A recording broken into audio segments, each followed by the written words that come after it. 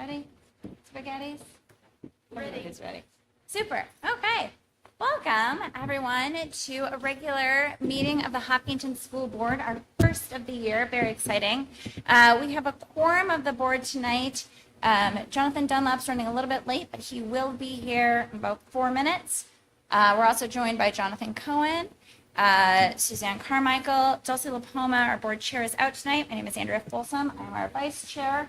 We also have our superintendent, Amy Doyle, our business administrator, Laura Taylor, our administrative assistant extraordinaire, Jody Condon, and our new student representatives, Lucy Beardmore and Jillian Dunlap. And with that, we are going to start with the Pledge of Allegiance. I pledge allegiance to the flag of the United States of America and to the republic for which it stands, one nation, under God, indivisible, with liberty and justice for all. All in favor? Aye. Aye. You hit aye as well? I said aye. Okay, I did not hear either of you. We must Any have said it opposed? in unison. All right. Motion carries. Great. That brings us to our first of two public comment sessions of the evening. If you'd like to say any public comment, we limit it to 3 minutes. We just ask that you say your name and address. If you'd like to speak, we have a second public comment at the end of the meeting, where you're welcome to speak then as well.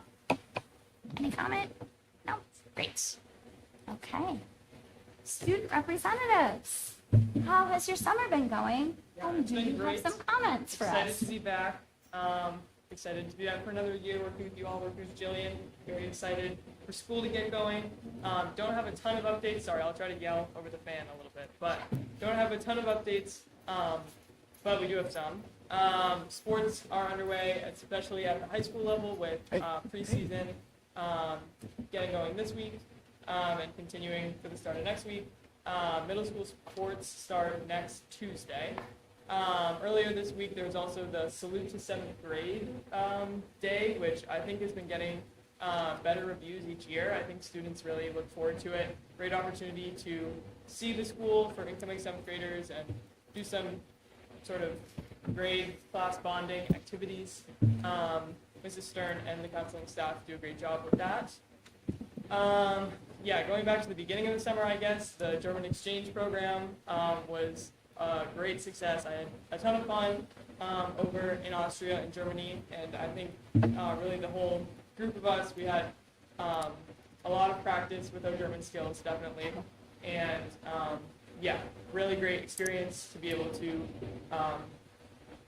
experience another culture and lifestyle, and that was definitely a great way to start my summer. Looking ahead, I know that the security redesign has been under construction. I think Jillian has a few more things to add, but afterwards it would be great to get maybe a bit of clarification on sort of the status of that and if it will be ready for school, because I know students are curious, especially with a lot of groups on the property and seeing the construction. Is it okay if I? Yeah. So we've got Mr. Rizicki here tonight. He's going to give us the lowdown on the project and what you can expect next Wednesday. Perfect. Yeah, I'm excited to be here.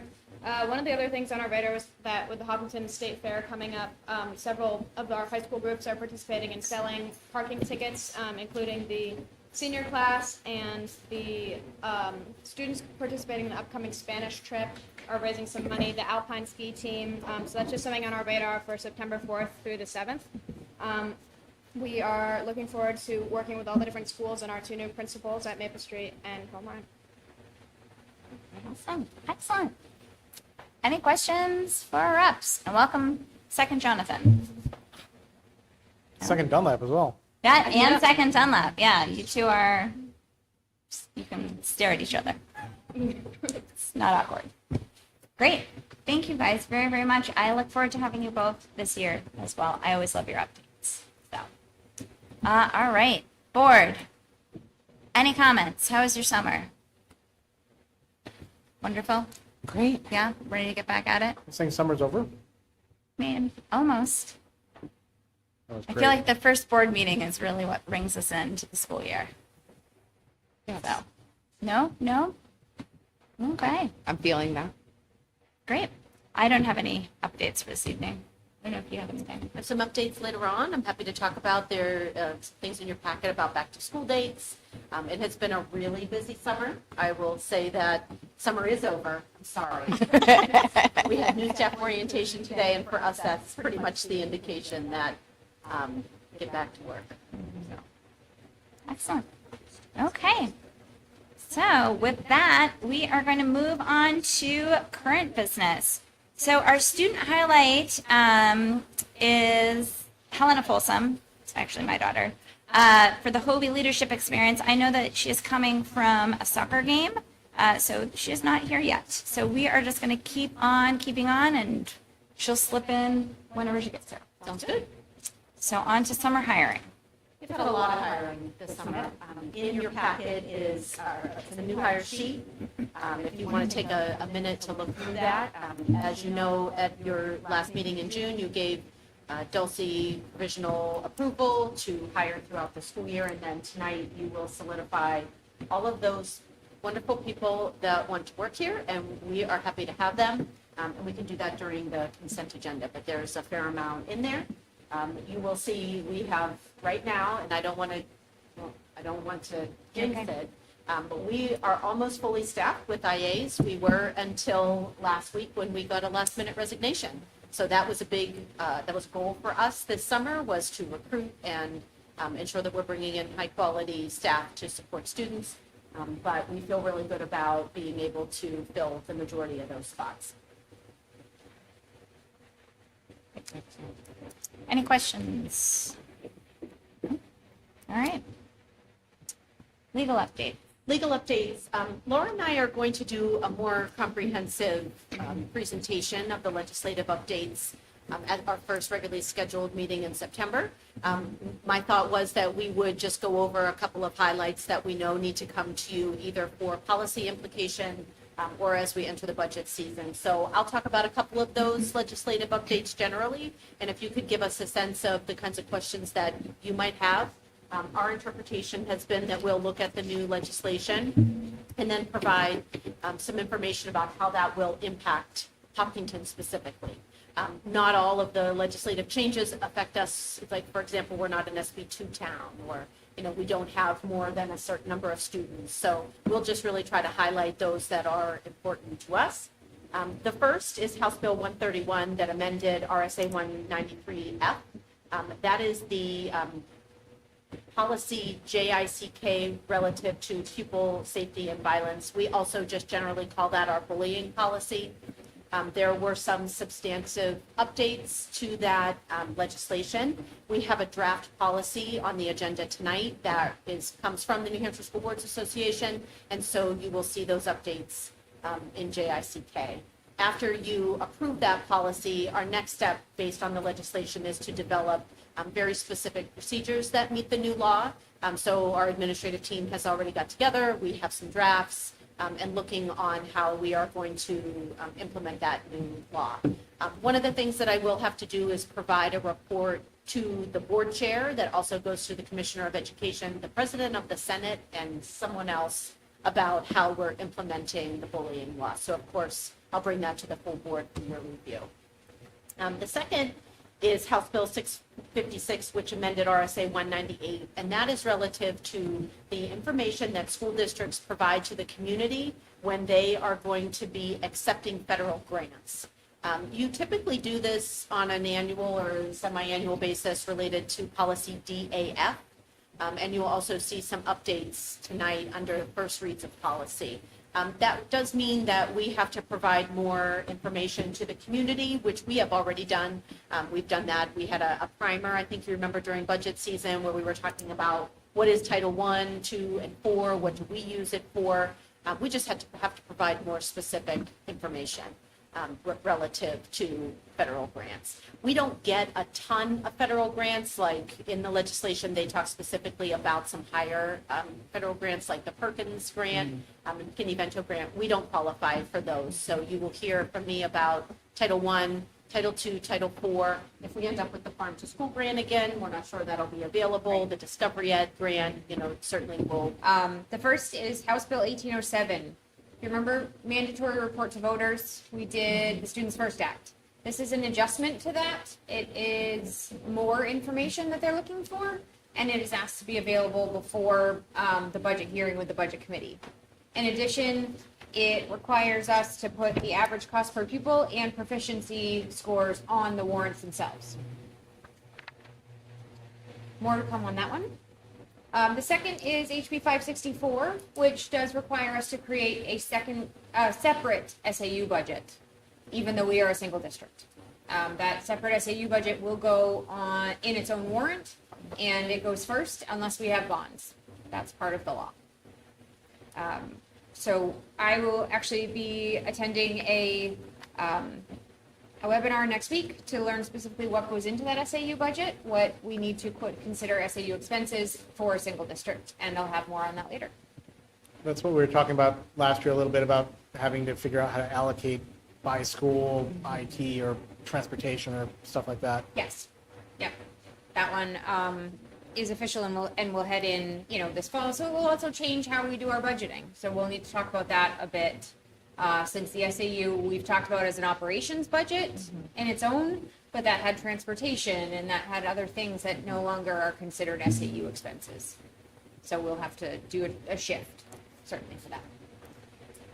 The third one is HB 1300, the tax cap law.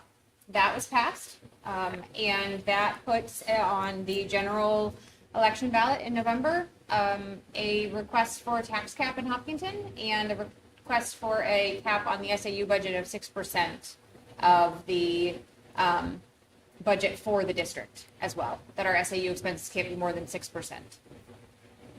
So that 6% SAU factor, call it SG&A and overhead in my world. We kind of probably have to, your workshop's going to be key in the work that goes into that, because you're going to have to preliminarily understand where we rank in that Yes. prior to November, Right. prior to budget season being done. Yep. Okay. Yeah, so we'll have to know where we are. It also means that falls on November 3rd, which is actually prior to when we present our full draft of Well, the that's what I was budget. thinking, like, Yeah. So we have to consider that, and it is for 2 years. If the tax cap passes with 60%. And then the last one is HB 1610, which is the contingency. That failed, and it did not go through on veto day. So the contingency fund vote that we had spoken about in June did not go through, so we are able to keep our contingency fund in the way it is. And so because of that, because it didn't pass, I want to quickly talk about the actions that were taken in June by the board regarding the contingency fund back in the June meetings. So the first is the vote to actually fund the 5%. The vote taken in June was $1.1 million even. We did, now that the field work for the audit is complete, I do have the availability of an additional $43,404, which would fully maximize us at 5% of our net appropriation, or net assessment, excuse me. And so I look to the board to see if you would like to make a motion to add that to the contingency fund. And we did discuss this in finance. not me. It was one of your best meetings. It was probably my best meeting. And certainly support that fully funding the contingency. So do you need a motion? Yes. Okay. So I'll go ahead and look for a motion to retain $1,143,404 in the 5% contingency fund for the upcoming 2026-2027 school year. Yep, second. Okay. Any discussion? So this basically would just max Maximum our 5%. contingency fund again. Yep. And we use that fund for emergencies, and we have historically used it to stabilize our tax rate so that our voters do not see huge swings in their tax rates every year. Great. With that, all in favor? Aye. Aye. Aye. Any opposed? All right. Motion carries. Great. I'm gonna abstain from that one. Oh, you're absent. Yeah, abstain.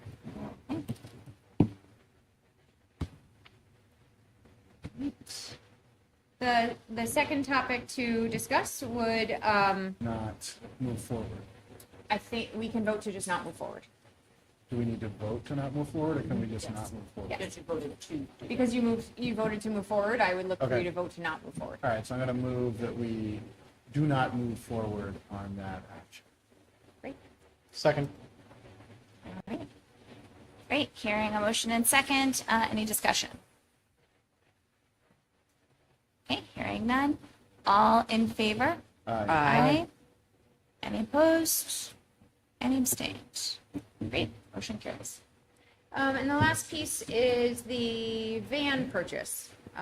We do have funds available for the vans. You had voted to encumber those funds, and I recommend that we move forward with that purchase. We have followed the purchasing policy, and we have chosen a vendor.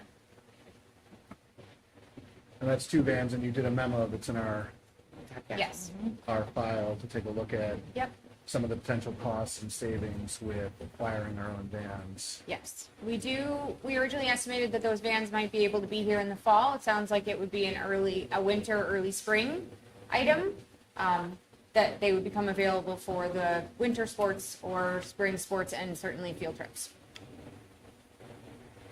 And so the idea here is that we could use these vans for athletic trips, for field trips, and that could free up one of the buses, right, that could allow us to do some of our own transportation for some of those students that need transportation for accommodations that have learning disabilities, which would allow us to keep that in-house rather than outsourcing that to a third-party vendor, which is pretty expensive. Yes. Yeah. Laura, can you talk about, because if I'm looking at the memo, one of the reasons that I advocated for this is because in my personal work experience, my school district does have access to a van. And it does, knowing that, $300 plus each CRTC trip, we're about the same distance. The cost of a van is a lot less expensive to operate. I'm looking at the potential cost savings if we were able to transport CRTC students of like $25,000 in the first year. Now, if we don't get the vans till mid, We have an ability to do CRTC, and I think it would also free them up with another driver to do the athletics transportation and things that we would need. But I do, the other cost that would potentially be associated with that is we need to have obviously a driver for that bus. Now, I think we only have 4 seniors that are participating in CRT, 5? yeah, that's So- one van. Right. So DOT medical card, operator's license on file, is it potentially, because I don't want to go into this and then have to hire a driver, do you know what I mean? The added expense. Is it potentially, could it be built into somebody's duty, or do we have somebody on staff? Like, how are you feeling about the possibility that it would not be an additional expense for driver? Or minimal? Yeah, Laura and I have talked a little bit about it. I do think you will see us looking for a driver. Because to run what Jonathan was talking about, home to school transportation. you have that to, person yes. has to have a bus driver license. Yep. So Laura and I have talked about, it's been hard enough to find one. I think finding multiple will be a challenge. Right. So I think what we will likely do, and you can correct me if I'm wrong, is develop a posting to address the home to school transportation, and then hopefully that person would also be available to do the CRTC run and things like that. But I think if we're focusing on home to school transportation to cut down that specialized transportation that, we have students that are going to Yep. an out of district placement, we will need a certified driver to do that. And our thought, at least initially, we don't know who that person is yet, is that they would also do the CRTC run. Perhaps they would also, do some of the other driving. Now, these vans are not ADA accessible, correct? Correct. So if we had a student that needed that accommodation, they would have to take either bus 99 Or the the right-of-way full-size wheelchair accessible bus. Yep. So the break-even point where we return on savings, the breaking point about 2.5 years. Yes. Without any home to school transfer. Well, that's what I was going to ask. Yes. We break even in 2.5 to 3 years, between 2 and 3 years, with none of the home to school aspect. That's just bonus on top of that. Yeah. There would be a separate analysis to say, okay, hiring a driver costs X, but the net savings is even more, so it makes sense to do that if we go forward that way. Yes. And I have talked to Dan, the athletic director, and he does believe that if we get 2 14-passenger vans, that we do have, athletic teams that can utilize those in place of transport that we have a hard time finding sometimes.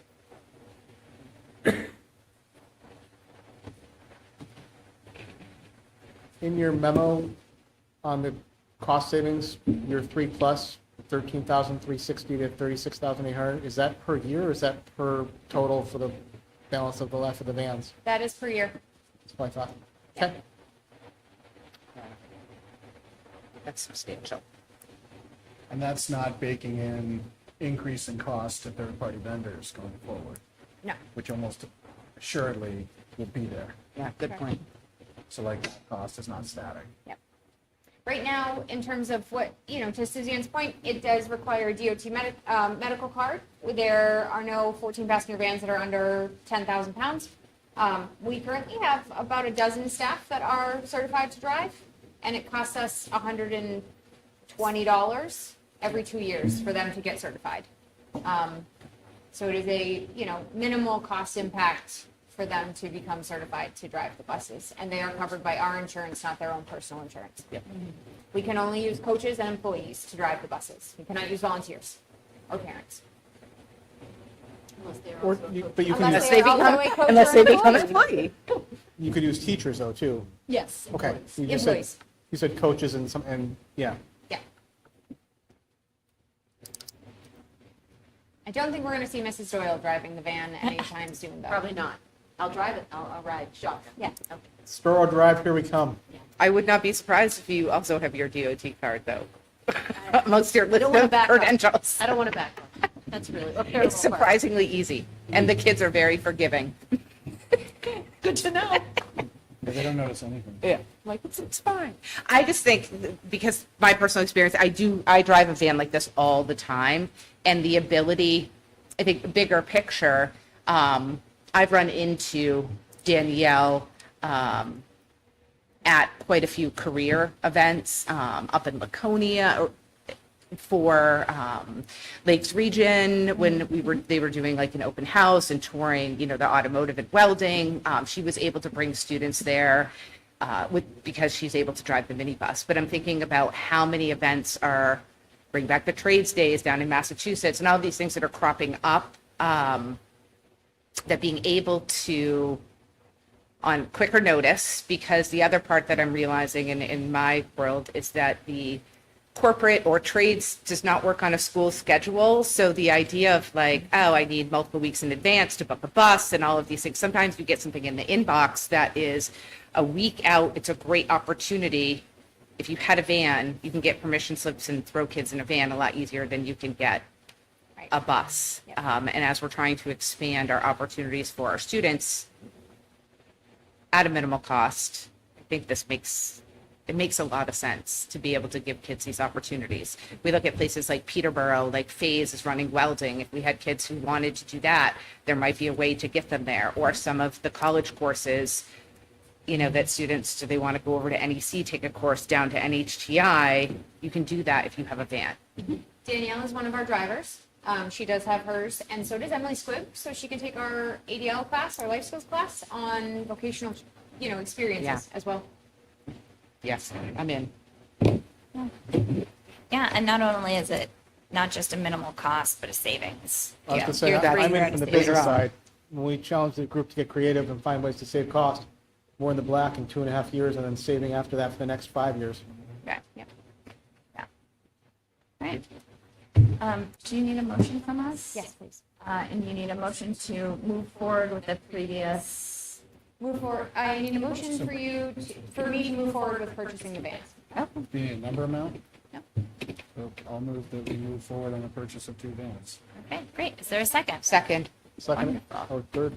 The encumbrance is already in place from the June meeting, so I don't need a dollar amount on Okay. that, that's fine. Okay, great. Any further discussion? Hearing none, all in favor? Aye. Aye. Aye. None opposed, motion carries. Wonderful. Super. Thank you so much. Jim and I talked about these vans a couple days ago, and we're ready to get them ordered and going. Great. I'm excited. That's wonderful. Thank you so much. I think Dan will be Thank very you for all the excited. work, Laura. Neat. Is there anything else for is that the legal updates? Yeah, I kind of rolled right into the, the finance update with the legal in mind. I don't have another significant finance update until consent agenda. I just wanted to let you know the audit field work is done. Ooh, exciting for you. Our audit field work is done, and we have no new findings. Great. Oh, good. I love that for us.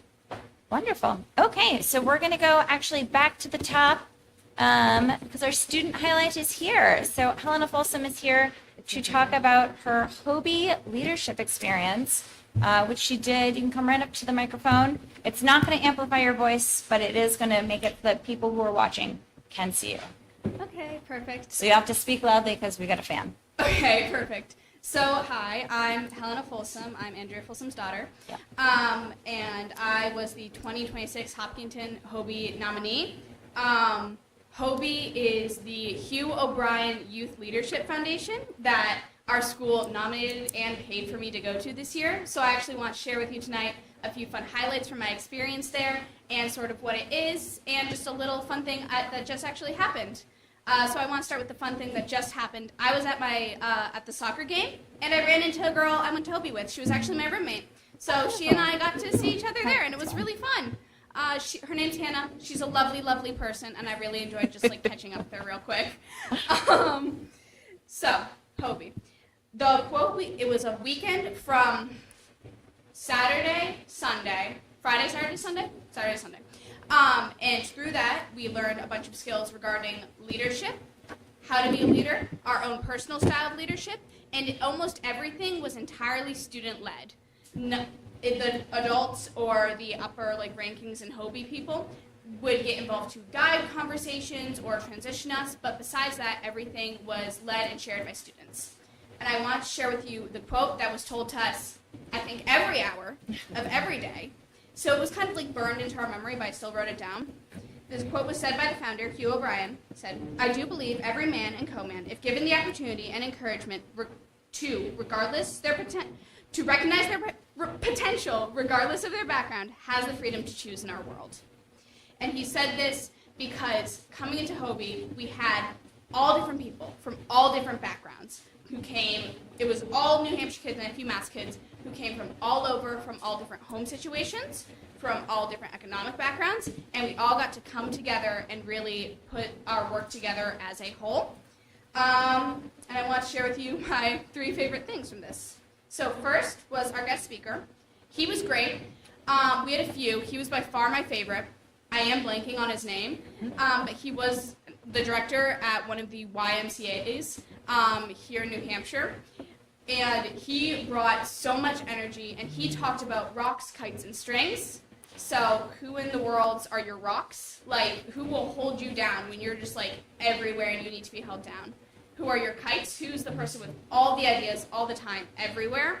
And who are your strings? The kind of balancing between the rocks and the kites. Kind of yeah, we can take that idea, but we might need to slow it down or to match that. And he talked about how he was a kite, and if he didn't have his rocks and his strings, he would not be anywhere, and that led us into the segment of different kinds of leadership. For me, this weekend, I learned that I like to lead in small groups. When it comes to larger groups, I have trouble taking control or really getting my voice out there and trying to direct everyone. It gets really stressful for me. So I learned that we can step back, to not be that kind of leader, because that's not the kind of leader I am, to let someone who that's what they love to do, that's why they love to lead, let them take the bigger group. The second thing I really liked was the connections I made. Like I said, I just caught up with Hannah. She's wonderful. She's just like the joy and sunshine of the world. I was texting earlier with a girl I had met at Hobie. She was one of my closest friends there. We were in the same group. Her name's Ainsley. She was great. And then third thing I want to mention, which I kind of already did touch on, was the kind of leadership we learned. We followed the pillars of leadership as well. So you don't just start at the finished product, which is what I think a lot of people, especially my age, struggle with. You want to just finish and be there, but you need to learn all the steps and how to manage all the people. And if there are people who aren't participating, how do we find a job suitable for them? And Hobie just really helped do that in such a direct and kind way. They were very clear. It hadn't been like other leadership seminars I maybe had been to or going to go to, where they kind of like to wish-wash and like dance around it a little bit. No, Hobie was very straightforward, and I really appreciated that. Something I've heard a lot growing up was clear as kind, so I really appreciated that. And then I wanted to come here specifically to thank the school, because I got called into Miss Meserve's office, and she was like, hey, the education board has nominated you to go to Hobie. And I was like, great, what's that? And she told me it was this leadership conference, and she was like, you want to know this? And I was like, what? And she said, you don't have to pay. So our school funds me to go to this. And it'll fund the student after me, and the student after me, and the student after me. And it is something that everyone who gets a chance should go to, because it opens you up. It forces you into uncomfortable situations. It lets you know what kind of leader you are. It helps you get out of your shell. You stay in a college dorm. It helps you prepare you for college. I see no downside to Hobie. You're going to be tired, yes, but you're going to be tired no matter what you're doing. No matter if you play a sport, no matter if you go to school, no matter if you do theater, you're going to be tired. But it was worth it in the end, so thank you. Thanks. You're not off the hook. Yeah. All Mona, right. where was it? Where did you go? Oh, St. A's. St. A's. Okay. And so you were there 3 nights? Friday, 2 nights. 2 nights, I believe, yeah. Yeah, it was great. If I said outstanding, would that mean anything to you? Did you go to Hobie? I was a Hobie kid. Oh my gosh! So See, this is something else to connect here's what I will tell you Yes, is I that do know the chant. we are everywhere. And you can put it in like your LinkedIn profile. You can do it because there is a network of Hobie graduates that some of them are high flyers. So it's, there's a certain type of student. Yeah. So well done, kid. Yeah. I won't do the cheer for you. No, that's I would okay. love to see you. I can probably do it. When was Nice. it for you?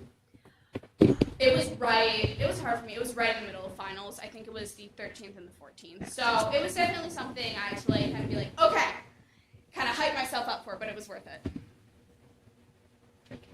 Excellent. Great. Any other questions? So when we have people come to present to us, we generally take our picture with them. Okay. Sorry, I didn't tell you that part. I'm sorry. I'm just a little sweaty. I'm so sorry. Yeah, is that okay? Yeah, it's perfectly fine. good. Let me put Super. myself down. Let's do it. So, your roommate. Surprise, Hannah, kiddo. Where was she from?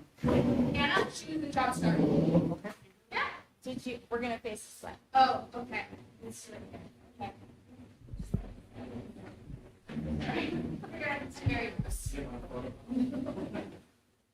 I'll do it there. My kid. Liz, can you go over a little bit? So you're good. 3, 2, 1.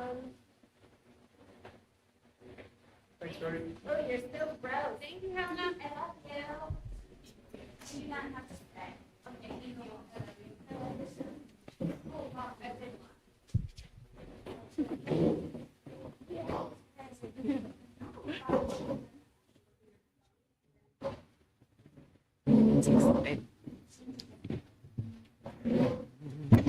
All right.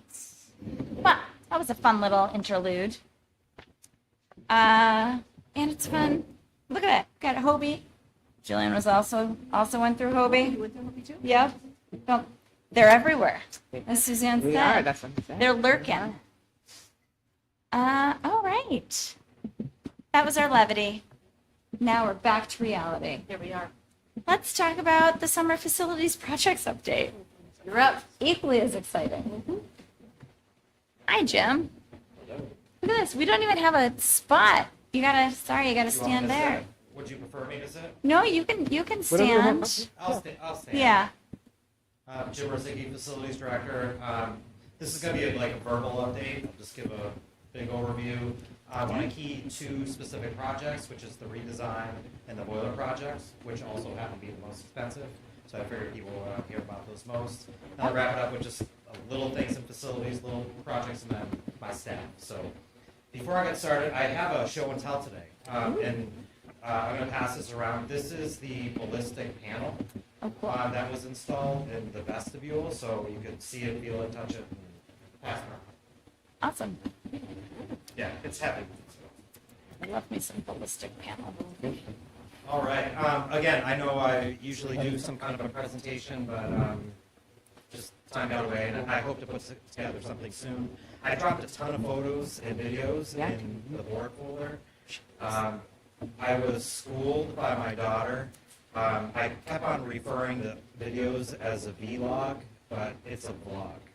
Oh, And no. she was like, "You're saying it wrong." And so if those videos get out, I'm going to be made fun of more. So anyway, I already feel bad enough. So Oh, geez. anyway, She's Very mortified. endearing. one more vlog to go, which I'll probably do on Friday, if not early next week. So I hope those were helpful for those. Very much so. Yeah. So, all right, just a quick recap. Demo started like the first Monday of kids being gone. So contractors got right in there, did their thing. Actually, my staff was in there the day prior, just removing all the furniture out. Just kudos to my staff for their quick work. Kudos to Triple Construction for getting right on in it. And it was actually ahead of schedule. We were a couple days ahead of schedule going through demo. The drawback to that, the other side is like even though you're ahead on something, you have all these contractors on a schedule to be plugged in a certain week. So it's like, oh, we did all this work, and it's like, hey, we need the next phase to come in, and they're like, we're on another job. We can't just drop everything. But they inched a couple days sooner, so we kind of evened out after we had this huge push, and then I kind of like, okay, we're evening out. We're not really technically ahead, but they still made good progress. I hope that made sense. So, typical projects. In Summer Slammer, I'll probably use that word quite a few times. So again, once that happened, we just started getting more and more trades in. Outside really started taking shape. You've seen several excavators there. Masons, that team of people have been out like every single day throughout the summer. Again, I'll give you some positives and somewhat challenges.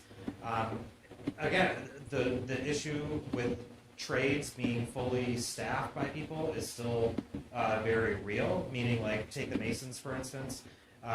They had 3 guys all summer there, which I think the job may have called for 5, and that's why it's like, oh man, they're still out there laying brick, and it's just, things have been happening every single day, but the amount of people, especially with masonry, is just not there. So I say all that to say, we're still going to finish that part on time, but we could have been a little bit more ahead of schedule. But it was just a reality check for me, like, oh, this is great, people are working, but comments from that were like, we wish we had 2 more people that were skilled in this area to keep the production going. So a couple other things that we experienced that were a challenge was, I hope when people drove by today, like yesterday, the canopy started going up. Those galvanized posts were actually in fabrication for a lot longer than we expected. We were actually getting word that might have been a significant delay. But again, the fabricators did their magic. They understood the pressure, and they got those as soon as they were in or finished being fabricated and ready. They were delivered to the site yesterday. So we are going to be having a canopy. Again, things like those conversations happen quite frequently throughout the summer. Like Mr. Kelly and I have done a lot of like what ifs. Like what if this isn't open in time? How are we going to get people in? What if certain portions aren't going to be done in time? How are we going to manage? So I'm glad we had a lot of that conversation, and all that to say, like, students and staff are going to be coming in through the front doors on day one. So we're very, very excited about that. Two other key things that the community and the board should know about that are not going to be in place for day one is, so when you come in through the front doors, you walk into our ballistic protected vestibule. That set of inner doors are not going to be ready. The doors are in, the ballistic glass is in, but the frame is, and I'm learning as I go as well, is a custom fabricated piece of hardware, and that is probably going to be the end of September. So what that means is people, when they come to school for the first day, for visitors, I should say, they're going to be validated outside, and they're going to have to remain outside until they get the all clear to actually come in, because we're not going to be able to hold people securely in that vestibule for day one. I hope that's understood. I can take questions if you have more after I'm finished with this. The other thing that, again, another thing completely out of our hands that was ordered May timeframe, and it's just the nature of that trade and that fabrication process. The other thing that is going to be a little bit delayed is the intercom system. So the video and the voice and the button that says, okay, you can come in, that piece of hardware, for some reason, we don't know where in the world it is, but it will probably be 2 weeks into school before that will come. Thankfully, we have great vendors that created a workaround, meaning they wired in the buttons like a physical doorbell button. So the secretaries are able to release that door and have people come in without them getting up. So it's going to speed the process, but I'm grateful for that other thinking along the way to get us active and going. So I just wanted to be very, very clear that even though we're 93% completed, there are going to be some other things that are not going to be done before the very, very start of school. You will see some contractors working outside after day one. Again, masonry will finish up, but I believe the capstones for the ramp coming down in the seating area, there's granite slabs, those will be installed probably after day one, and then just some final touches with the canopy itself. But it will be safe, it will be accessed, but you will still see some site people after that. Good news is, again, we were all planning on having people occupy the office on Monday. That's still the case, but we are actually 2 days early. We cleaned carpets today. We're going to be moving furniture in tomorrow. So instead of the chaos of let's move all the furniture in on Monday, a lot of that stuff will be in tomorrow. So secretarial staff and Kim, Chris, and Lauren will be able to operate at their desks inside that space, which is really, really cool. We'll do the final walkthrough, the certificate of occupancy with the fire chief. That is also scheduled for next week. We are within budget still. No huge surprise. I think we're out of the woods at this point. We only had 2 change orders through the process. One was the X-brace that was in the April-May timeframe, and the other one was a slight increase on builder's risk insurance, which was a couple $100. So I feel really good about going through that without any huge hiccups or surprises or changes. I just want to plug Triple Construction. I mean, they gathered a lot of their trades were people that were our local and that we already work with. So it was great seeing some faces that knew the school, knew the layout, knew where electrical boxes were, and HVAC equipment, which I felt that really speeded up the process, and I think just made things operate a lot smoother through the construction phase. And seeing some happy people to be back in our schools. Our punch list is scheduled to be completed by the end of October. Again, I'm not really seeing a whole lot that we may need to go into that for, but again, I think everything came together very, very nicely. And just my final comment on this was we had regular meetings throughout the summer with our construction manager, key people from our redesign team. Our architect visited the site quite a few times and was instrumental on contractors that had questions like, is this what was really the intention of the design, or this wall, was it really supposed to be like this? So things that were out of my head and out of, architects are great people.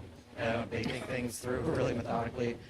So it was just great to have him at an arm's length when questions came up. So I just been involved in other projects where architect did the design, they did their plans, and they kind of went on vacation for months, and you're like, I don't know what he was thinking with this, you know, but Jay was very, very accessible. So I think that's all I kind of had for an update. Do you have any specific questions about the redesign that I can answer?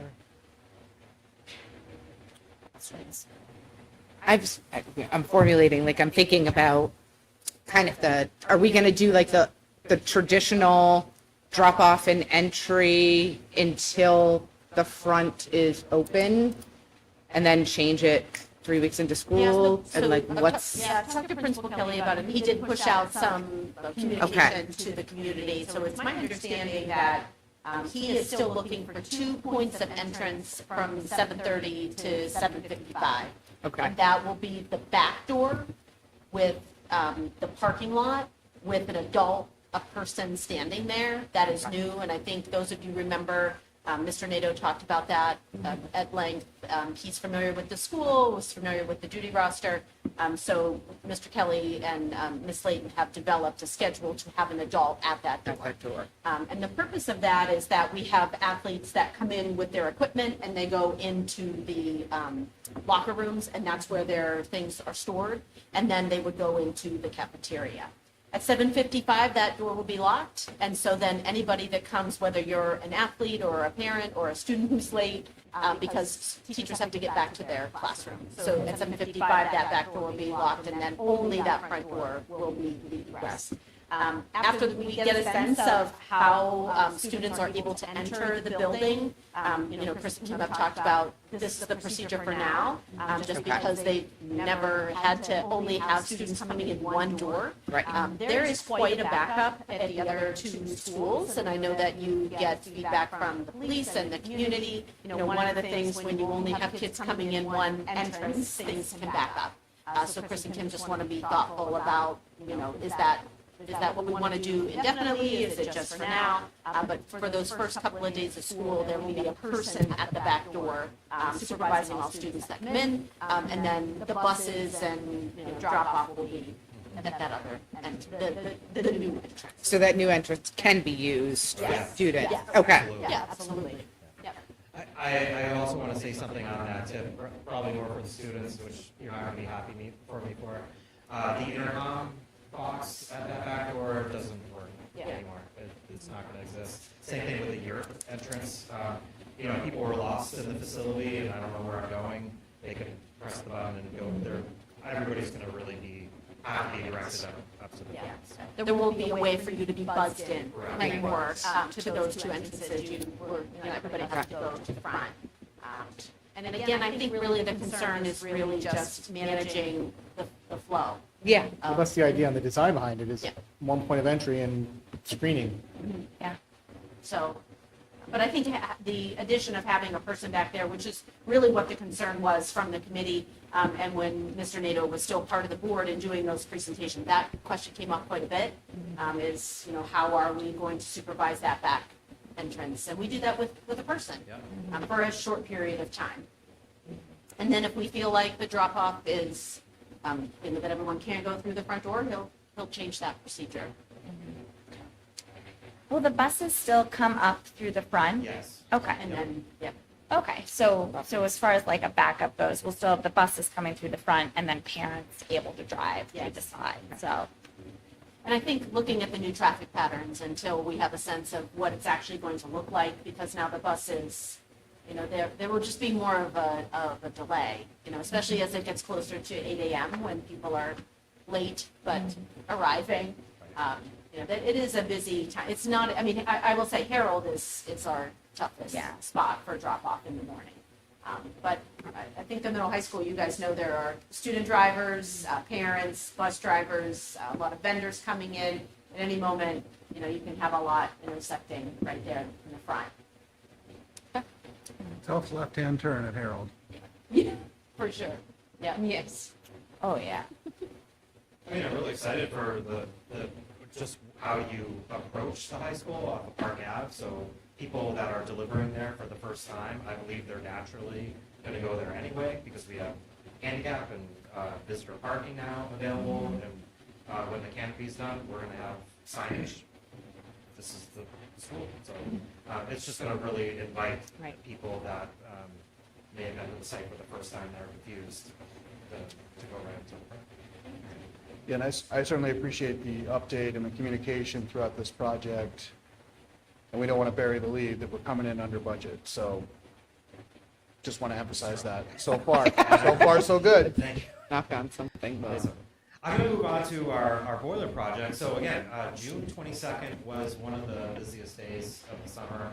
Not only did demolition start, we started excavating the oil tank on the teacher's entrance side of the building, concurrently with excavation in the back of the music room area for the new propane tank installation for the boilers. I think at one day, that week, I think I counted 6, 7 different excavators on site and all in different parts of the building. And then the DPW was doing the field work for that project too. And it was just excavator city. It was like a great day. I did everything joyous except driving, unfortunately. But it was busy, but contractors got right in. And that was our intent. Like, let's pack everything at the beginning so we're getting a lot of the loose ends done with at the end. So again, the boiler project was in 3 key phases. We not only had the mechanical portion, but we had the existing oil tank that was 40-something odd years that was keeping me up at night, removed, and then the propane tank excavation in the back. So again, we partnered with HR Clough also to provide the tanks. They're going to be our fuel provider going forward. We're excited to work with somebody extremely local, and they're excited to really work with us and continue our business. I mean, we bought a lot of oil from them for the high school over the years, and I think there was a little bit of nerves, like if we were going to not use them for that amount, but they were able to provide us with an excellent price. So we really partnered with them on the service and installation of those new propane tanks. So work went on. If you haven't seen the back of the high school with the fence and the wood chips and the stone wall, I think that really came together. Like, I had a vision in your mind's eye. You think of something. It's one of those things that really surpassed that. When I really look back, I was like, oh my goodness, that looks really good. I do want to say, if you looked at the videos or some of the pictures I took of that when it was almost completed, it was the day of those wildfires, and it had like that haze and stuff like that. So I wish I would have got like a clear environmental picture of that to really put it on. But anyway, I digress. So not only that, it was like while all these things were happening, our chimney was rebuilt and relined, and another set of contractors there with a huge lift out back. So yeah, I think we cornered every part of the facility on that. ME Maintenance, which did our oil tank, I think they had that excavated in 3 days and completely out of there, backfilled, and we hydroseeded the following week. So that project went extremely quick and efficient. Oh, huge kudos and shout out to the DPW. Our contractor was having a lot of difficulty unearthing this 9,000-gallon tank. If you want a video of that, they had 2 excavators that were trying to pull it out. We had some utility lines that were close by, so it wasn't like you can roll and pull this tank out. It actually had to be lifted and then moved over because there was buried utilities. So the town was like, you guys need a hand, so they brought over their huge excavator and just were a really good partner in the completion of that project. So thank your DPW folks for doing that. I thought that was really, really cool. All right, mechanical. So mechanical is about 70% complete. They ripped out the old boiler, put the new one in. They got piping set up. They still have yet to do the exhaust venting for that, which is really like a PVC tube. They have pipe insulation to do. Again, another thing that was a little bit delayed on that was our new pumps. Those were ordered back in like April or May, and again, just longer lead time, so they didn't take the existing ones out in case that delivery date got pushed into the winter. We still wanted to operate with our existing pumps. So, but I talked to EMC today. They're planning end of September. So before heating season, that project will be completely wrapped up. Any questions about the boiler project? Okay. That tank was impressive. Wasn't it? Yeah. Yes, Yeah. and I drove through the other day, and it looks so good. Awesome. It Thank looks you. really, really just even as like a sitting area Yeah. for students. It looks really nice. Yeah, we were gonna wood chip the whole thing, but we decided to put some hard packed gravel so they can put we can put a couple more picnic benches out there and Yeah. next to the two that we already have. And we also wanted something that was like low maintenance. You know, it's cutting grass and weeds. You know, sometimes kind of gets away from us, but that should be a very well maintained. Plus those stairs, those railroad type things that were Stairs. Yes. We're sleeping Yes. better at night, and our insurance company We is are. probably very happy. Again, I know I'm talking a lot, and I know I mentioned two huge things that were really expensive, but I gotta say, like, our real heroes this summer was the custodial staff. I feel that they did a tremendous job. There was great camaraderie. They got a lot of detail cleaning done. They did a lot of classroom moving with the redesign that was huge. They did a lot of painting. Every teacher that was displaced or moved a part of the redesign, their rooms were painted, repairs done. We worked with those teachers to where do you want your bulletin boards and your whiteboards and projectors, just to really smooth it. Change is hard, and I know that was difficult for some, but I believe that they walked into a new room that they were like, wow, this is a new room, but it's also very, very fresh. So I believe that the custodians really, really deserve the accolades here. It was probably the smoothest summer that I experienced here with my staff. They just worked very, very, very, very hard. It was hot, very physical, but they just have really, really good attitudes, and I just really want to plug them like I always do, and they were happy. And no injuries either, so I'm very, very pleased with that. And don't jinx it on the last day before they. So next week, a lot of them go back on second shift, so yeah, we're going to be good to go. We're going to go right into the year. Ready. Great. From the uneducated eye, the chimney looked worse when they started deconstructing it in your pictures. Was that a surprise, or was it in the plan, or? That was a surprise. I didn't think it was that. I was told that was bad. We had some video imaging of the inside that didn't look too good, and some close-up view. But when they took that first course off, and you could really see the degradation in it, yeah, it was mind-blowing to me how much something can happen in through a few courses of brick. We were kind of guessing, but we thought that was original to the building, like probably hadn't been touched. Oh yeah, it was. That was the original liner. So Okay, answer the question. Other questions? Just to piggyback on that point, I mean, it just, again, underscores the value of switching to a cleaner burning yeah, boiler. absolutely. Like, everything will last longer. When I seen that too, I was like, oh man, what more is this going to cost? You know, I was I'm wondering- waiting for the shoe to drop. But Yeah. they were really good vendor to work with as well. Yep. And I remember you working with CIP, and there was no cap on it before at all. Right. Is there a cap on it now, or? There's a cap on it now. You know what? I didn't include that picture of the finished product. There's a stainless steel cap and protector.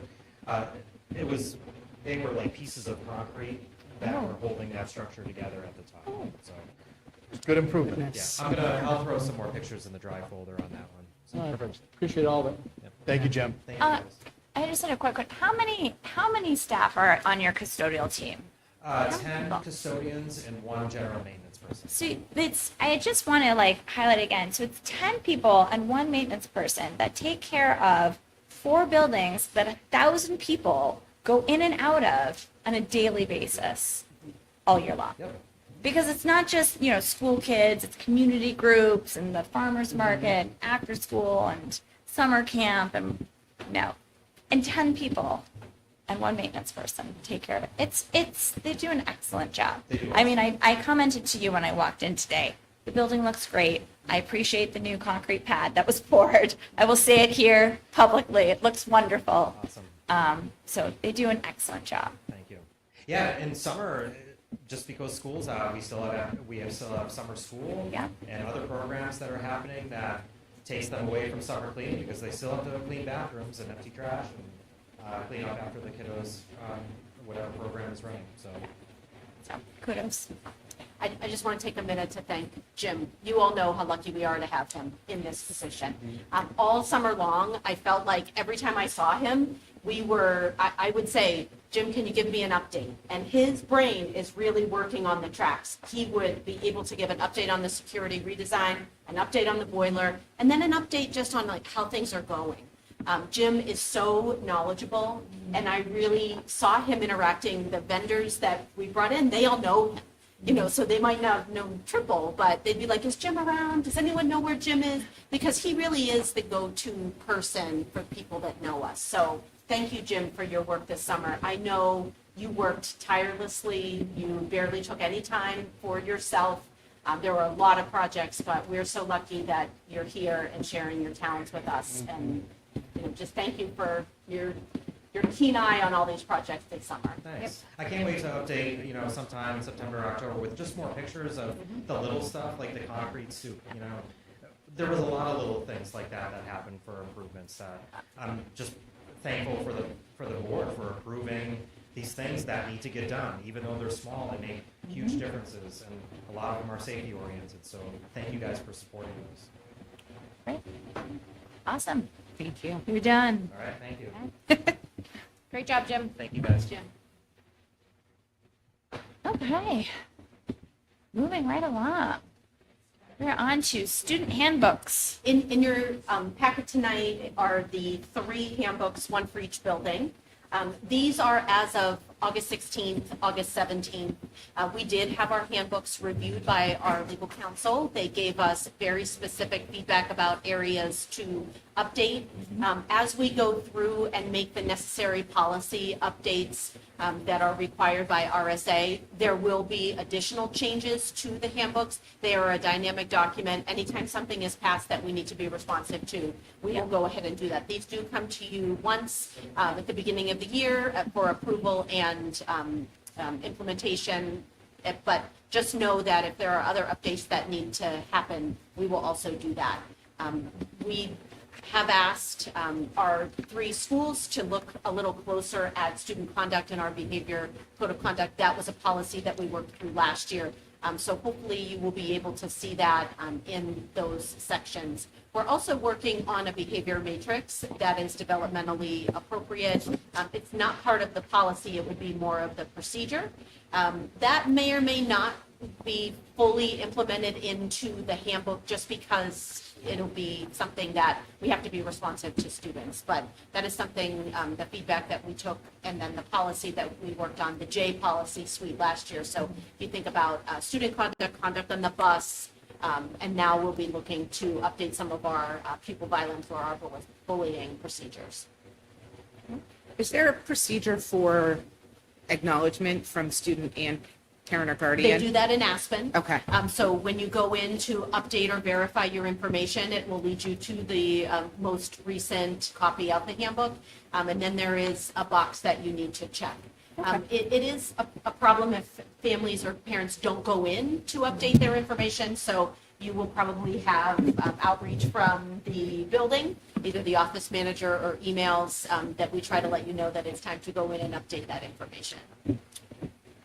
Do we need to approve the handbooks? You do. So you need a motion? Yep, need a motion to approve the handbooks for the 26-27 school year. So moved. Great. Seconded. Wonderful. Any further discussion? Thank you for your work on these and for passing them through legal. We appreciate that. All in favor? Aye. Aye. Any opposed? Any abstain? Thanks for Motion getting in the folder too. Sorry? Thanks for getting in the folder too. Yeah, absolutely. The principals work great. They, have done a lot of collaborative work this summer as well, which is great. I'm looking forward to having Sarah Duvall and Alicia Hansen-Prue do their initial presentation, because I think you'll really see they're working to be aligned in our elementary schools, and I've seen the principals meet more this summer than I have even when I was here as principal. So it's really nice to see the collaboration. Next agenda item is a memo that I put together for all of the back-to-school dates and some upcoming events. So just trying to highlight that some things were happening last week, new student tours and screenings. At Harold Martin, we do a kindergarten screening, especially for new students, just to ensure, a lot of those students we don't know. So we ensure that we have some baseline information about their academics and social emotional needs. On August 25th, there is an open house at Harold from 5:30 to 6:30. And then at Maple Street, we will also have the open house. We do stagger the 4th and 5th grade open houses from 5 to 5:45, and then grade 6 will have theirs from 5:45 to 6:30, and that's purely for parking. There just isn't enough parking in this location to have everyone at once. And then in the middle high school, as I think Lucy mentioned, Salute to 7th grade was yesterday. That is typically a wonderful event where 7th graders come in, they meet their teachers, they're able to take a tour of the building. There are some collaborative team building activities. So I agree with Lucy, every year it just keeps getting better. And then September 17th is the Meet the Teacher Night at the high school. Homecoming is September 26th. And new this year is PSAT testing, and that will happen on October 21st. And then from the district level, I put some highlights. We had new staff orientation today. That was a great opportunity for new staff to come in, meet with their mentor, meet with the people from the business office, our tech team, their building administration, to just start to get used to their new community. First day of school for all of our staff is Monday, and we have 2 PD days, one that is a building-based day, that's Monday, and then Tuesday is a district day. We are lucky this year to have Polly Bath here to do a keynote with our staff on the 25th. First day of school for all of our students is August 26th. And then I just tried to highlight some dates that are coming up where there's no school. On September 4th, there's no school. That's the Hopkinton State Fair. And I think, as Jillian pointed out, that's a real fundraising opportunity for many of our groups. So our parking lots are empty to be able to generate those funds. Then we have Monday off as well. That's Labor Day. And then we have a PD day on September 8th. And so that'll be a long weekend for students and somewhat for staff. October 9th, we also have a PD day for our HEA staff, and then on November 3rd, there's no school for Election Day. Just as a reminder that each school sends out very specific information for their communities, so this is more of a general overview, and if you can't tell, we're starting to feel the palpable excitement about students coming back, so pretty soon, the buildings will be full again, and so we're really excited for the 26-27 school year. That's great. Look good? Yeah. They're thrilled. All right.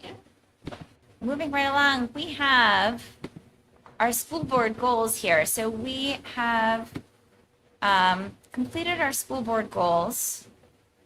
And we have just included these as a reminder for the current year. We have 3 under curriculum and assessment, 3 under finance, and then 1 under, safety and security, communication, culture and climate, and sustainability. So we've had a couple of chances to look through and talk through these. I didn't know if folks had any other questions or comments. We've gone over these now at a couple of meetings, so I'm not going to reread all of them. Okay. So if these look good, I think we are ready to turn them over to you to use them for your goals. Great, thank you. Wonderful. Okay. On to policy updates, because there's always going to be a policy update, but I'm actually going to pass this over. Usually this is the me thing, but today it's going to be an Amy thing. Great, so there are 2 policies there for a first read, and we've talked a little bit about them during the legislative updates. Policy DAF, which we actually just updated in February. There were some additional changes right at the end of the year. Those are highlighted in yellow. DAF is really a business office policy. It's gigantic. And last year you saw it in a new format. That was really exciting rather than a piecemeal policy. So as you go through there, it's really a couple of highlights are procurement requirement increased, and then They went through some specific goal or law about This is about prohibited contracts. this one, the Huey ban. Huey ban. I don't know what that person did or that company did, but we are Oh, no yes. longer allowed to use them for anything, so. And this will go through a second and third read. And then the second is policy JICK, pupil safety, violence prevention, and anti-bullying. And again, that is reflective of the changes coming from that new RSA. And again, the changes are highlighted in yellow. So once you have a chance to do a first read, if you have questions, please feel free to reach out to me or Andrea or Suzanne as the policy committee starts to gear up. I think JICK was basically totally new because we Yes. didn't have any. So nothing is highlighted in yellow because it's all new. Yeah, they changed the formatting, they Yeah. changed the titles, they added some pieces about cameras. So it is pretty much a whole rebuild. But just so folks know, when we like update any of our policies, policies are updated. The PDF is online for anybody to see. When we change to a new policy, we archive that old policy, but in a way that anybody can go back and see the archived policies. So if anyone wants to see the changes, you can certainly pull up two policies and look at them. All right, wonderful.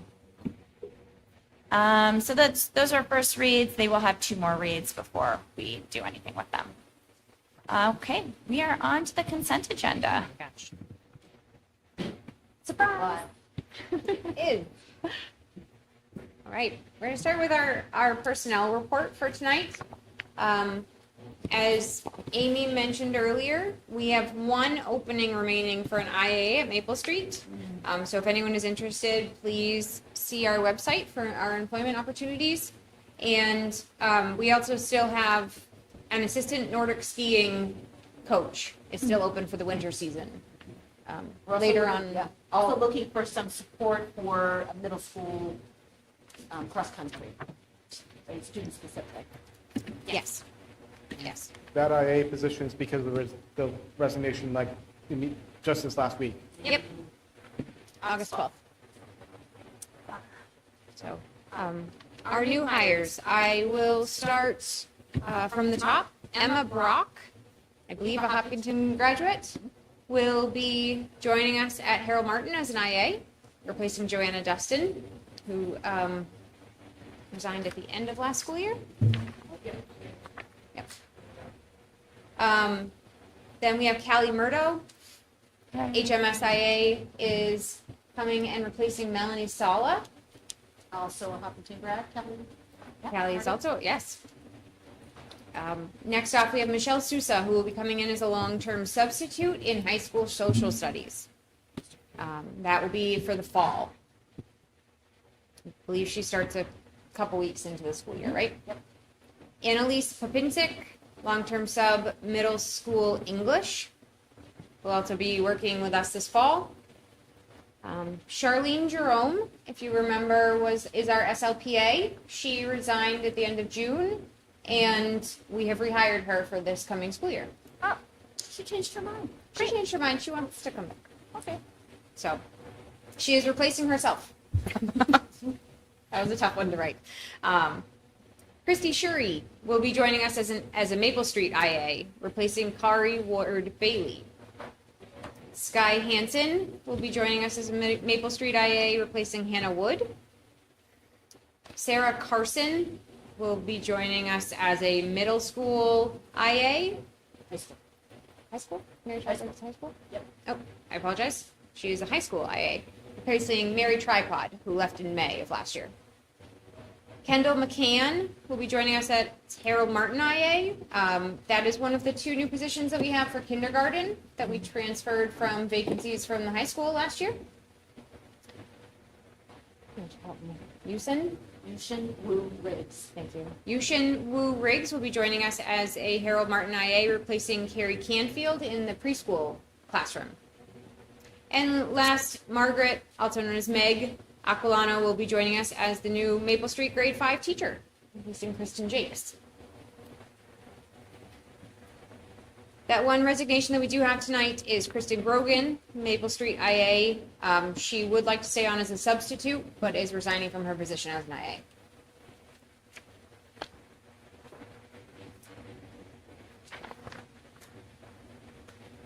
Some of the names that we mentioned about replacing are because some of our current employees are changing roles. Carrie Canfield will be the new Harold Martin preschool special education teacher. She was a preschool regular education teacher for us last year, and she's getting her certificate in special ed. And Melanie Sala will be the new student support specialist at Harold Martin, replacing Sarah Duvall, who is now our principal. Great. Kari Ward Bailey will be changing buildings. She's going from Maple Street to the middle high school, and will be a middle school IA for the upcoming school year. And then lastly, Robert Childs, who has been a long-term substitute with us in various roles in the last couple of years, will be taking a long-term high school English position this fall. We have 3 leaves at the high school this fall, at the middle high school. Any questions or comments on our personnel report in the summer? Oh, okay. Next up, we have Schedule B for fall sports nominations. When we did fall sports in June, there were a few unanswered questions and a couple openings. So we do have numbers for field hockey JV. So Liz Kovar is being nominated as our JV coach for field hockey. Soccer assistant boys varsity coach is Liam McNicholas, who was a basketball coach for us last year. Soccer boys JV is Jonathan Stallsmith. He has been with us the last few years, but was left off of the June nomination. Alyssa McDonough will be taking the role of a soccer assistant girls varsity coach, assisting Mike Zahn. Callie Murdo, who we heard earlier joining us as an IA, will also be joining us as the soccer girls JV coach. And lastly, Kim Emerson will be joining cross country as an assistant varsity coach, as cross country numbers are around 42 children this year. 42 participants, which is fantastic for the high school, for both boys and girls combined. That won't fit in 2 14-passenger vans. That will not. They'll need a whole bus for them. I noticed the asterisk on the bottom of that says contingent on fielding a team, but I didn't see any teams that are asterisk. Yeah, that is, it's sort of a carryover on Schedule B. Sometimes we nominate people for a JV position or an assistant position until this time right now. So Okay. you're right. We are sure that these people are going to be in the roles that they're in. Yep. And then on the middle school side, we are nominating Becky Bove for assistant cross country coach at the middle school.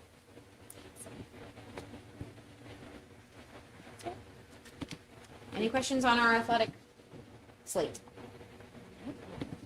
Wonderful. I just want to say thank you to all of these folks. Coaching is not an easy thing, especially when you have an additional full-time job and family and other responsibilities. So we thank them for their time doing that work. Absolutely. We do not have any donations for you tonight to approve. So I'll move into our financial statements. In the board packet is your June draft financial statements. These are a draft because based on your vote tonight, they do change a little bit. So I will update the financials with the final numbers for fund balance and bring that back on September 1st for your final approval. What we're looking at tonight for the fund balance, the financials that are in the, in the board folder do include the vans and do not include the additional contingency that you just voted. So these numbers will change. So once they change, we're looking at our final unassigned fund balance as $1,123,654. That includes the $400,000 that you promised. And we, during the year end, some of our encumbrances, that money that we hold for purchase orders and that money that we hold for employees, we did not need. And so it is going to be returned. There is a breakdown on the front that kind of goes through a little bit about where that money comes from. And I have more information if anyone has questions. And that puts our contingency fund at the 143,404 that you voted on.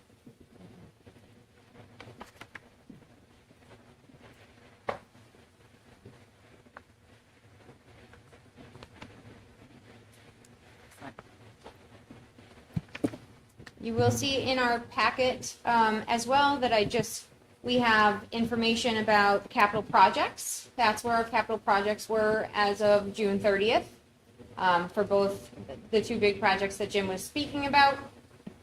So that is what's called our trial balance, which shows you all of the information about that. And then on the very last page, I just want to point out that these are our trust fund balances as of June 30th. These are active, the trust fund balances that the trustees of the trust funds hold on to. These are not in our bank accounts. They manage all of them. And the school board did vote to use some of that school building trust fund balance. So that will be updated as we go.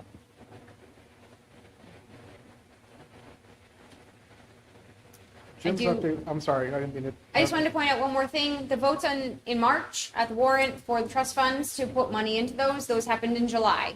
So you'll see those in the July statements instead. They don't happen until after 7/1. Thank you. On the two big projects we had this summer, how did we do against the contingencies in those projects? We had the normal contingency, we were holding a reserve for unknowns.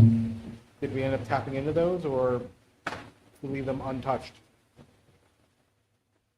The projects are still ongoing. Yep. For now, we have not had to tap into the contingency for the redesign. And we have had to a bit for some of the extra things that we ran into for the boiler project. But both are still under the complete total budgets. That's why they're there. I just didn't know if we were hitting them hard or if they was going as planned. That's great. Any other questions?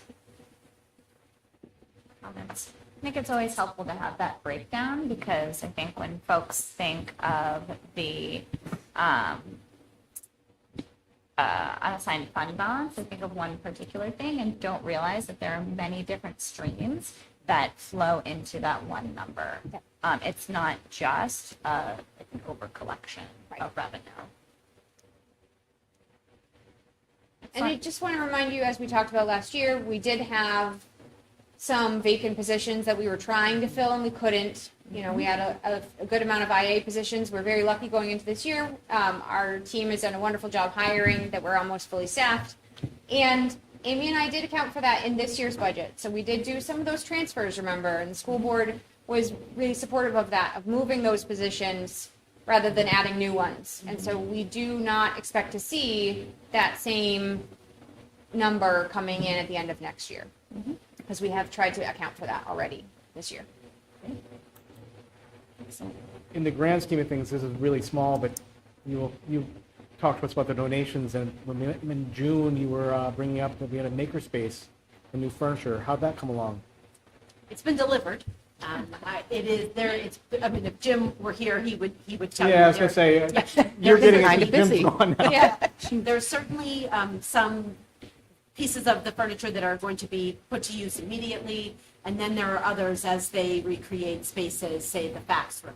I think we were unable to find a part-time fax teacher for this incoming school year, so we And what is fax? Oh, family and consumer science, or home ec, what you remember it being called. But it's really tricky to find a half-time person. Yeah. I know that other people around us, they were having a hard time finding full-time people. So that space, I think you will see some of that furniture if you're in the fax room, that some of the new makerspace furniture is going to make its way there. I'm just thinking we've done so much with buildings and grounds, and when we're looking for newsletter topics, it might be a December thing or something, but that's something that, hey, look at the new space, and that's a partnership, community, school, and donations and all that. Yeah. I remember when we were talking about the donation, I thought it was a joke. Because people, very rarely do companies want to just give you all the furniture. Thousands of dollars. And then when I saw that Donna Zecca was behind it, I was like, okay, now it makes sense, because Donna is very personable. She had gone to that vendor, and we have used them in the past, and of course the vendor in the gym, and so we're lucky that they thought of us and that we were able to receive that furniture. So, Great. All right. Do we have more? More consenting? You do not need to approve the draft financials. I'll ask you to approve the final in September.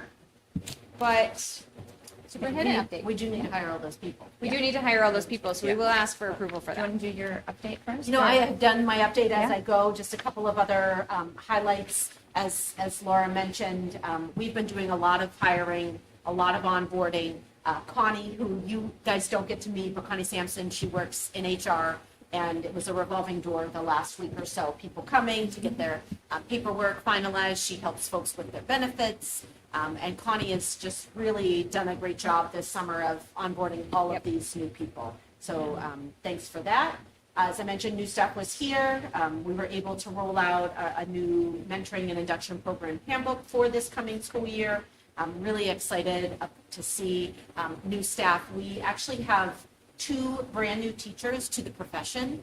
And there is just nothing like that. You know that they are a ton of work, but they also come with very new preparation and new ideas and energy. One of them is a Hopkinton grad, so that's always nice to see. We also have, we're able to secure an OT and a speech pathologist in a public school. And I'll just say, when I talk to other superintendents, that is like a unicorn. Yeah. Most are still using contracted service providers, and both of them are new to the field, but we are also lucky to have a wonderful mentor for OT in Kristen Dineski. Most of you know her. She's been here a long time, and saw her in action today with our new OT at Harold. And then longtime speech pathologist Gina England. I know some of you know her. She worked for the district. She's going to mentor our new speech pathologist, so we can't ask for someone better than that.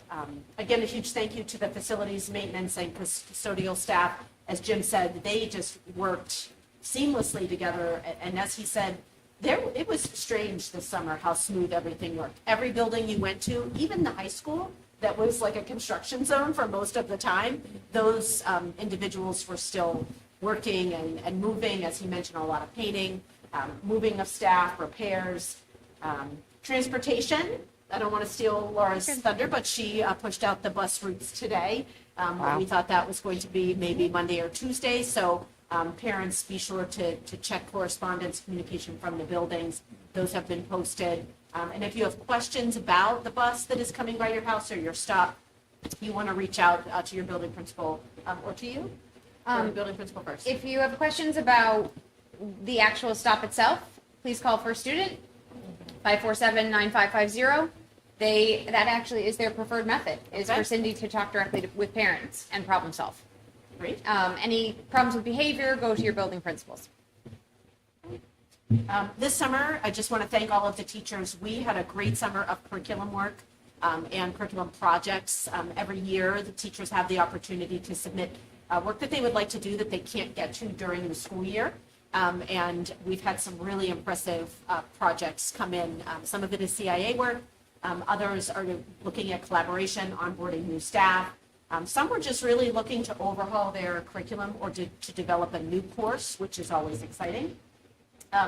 As we've already mentioned, you will again see a lot of policy updates this year. I feel like the policy committee, we really do a lot.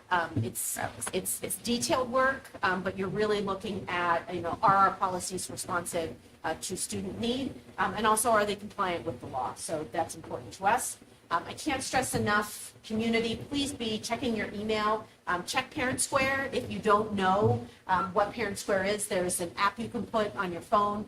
I've seen a lot of the coaches are pushing out information, teachers are pushing out information. So you really just want to check to see if you've received any information from either your student's teacher, their coach, the building principal. But this is a time where the communication levels are pretty high. I have to jump in real quick again. Speaking of that, there's a 7:30 call tonight for middle school athletics with Dan Reserve. The link is on hopkintonathletics.org. Yep. To learn more about our middle school athletics program. Great. So that's the update that I have for you tonight. Thank you for letting me interrupt. Oh, sure. It's hopkintonathletics.com. Yes. .com. Dot com. Not Yeah. not I'm .org. like, I don't think it's .org. Only because I Thank saw you. it earlier today. Yeah. Yeah. Great. All right. Is that everything? That's everything. Any questions? That's chock full, thank They're you. thrilled. What was your question? No? I said that was chock full. It was- Oh, Chock full, excellent. yeah. All right. Hearing no questions, is there a motion to accept the consent agenda as presented? Yes. Is there a Seconded. second? Wonderful. Further discussion? Hearing none. All in favor? Aye. Aye. Any opposed? Any abstain? Motion carries. Welcome all new hires. Wonderful. Great. Thank you so much. You're welcome. Thank you. Committee updates. Policy committee has not met yet. Neither has the curriculum instruction assessment committee. I always have Yeah. to think through the name. Just really generally, you will start to see all of those calendar invites coming in. Yes. Once we have an idea of who else is on them. Yes. Yeah, so some of you are on district committees. There are also building committees, some meet quarterly, some meet monthly. It's a lot. And I think we had a goal to have committee goals this year. Yes, we will be having committee goals this year. You just need one goal per committee, but we've done goals in the past. Goals are important, so we have something to work towards. So, policy CIA, CIP, have you guys met yet? Nope. Okay. Safety and security, I think you've met yet. No, you're not meeting until October. Energy management committee has not met yet. Finance/budget. We met 2 days ago. We basically covered it. Okay, great. Wellness is not meeting until September, and PD is not meeting until October. Great. That was easy. All right, with that, we are on to our second public comment period. So similarly, 3 minutes, state your name and, okay, great. We have no public comment this evening. Any other business, old business, anything I missed? No? No? Anything from over here? Yeah, I look this way so much. Wonderful. We do not have a need for non-public. We do not. We do not have a need for a non-public. I didn't think so. And with that, I'll go ahead and take a motion to end our meeting. So moved. Seconded. Great. All in favor? Aye. Wonderful. Thank you, everybody. Thanks, Ariel. We're done. Thank you. So I want to apologize. I didn't want to do it in text. I